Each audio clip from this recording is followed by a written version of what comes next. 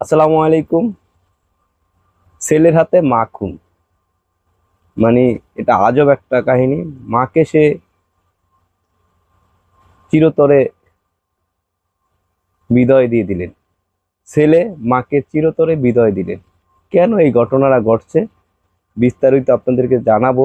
সেটা জানানোর জন্যই আজকে আপনার সামনে তুলে ধরার চেষ্টা করব যে এই ছেলেটা দেখতেছেন, এই ছেলেটা এই ছেলেটাই মানে মাকে শেষ নিঃশ্বাস ত্যাগ করালেন। মাকে খুন করলেন। এটা আসলে এমন একটা, বা মাকে কেন মারলেন, কি কারণ ছিল মাকে মারার, তো বিস্তারিত আলোচনা করব আপনাদের মাঝে। যে র্যাব তাকে ধরেছেন, যে মাকে খুন করেছেন অল্প কিছু টাকার জন্য, বেশি কিছু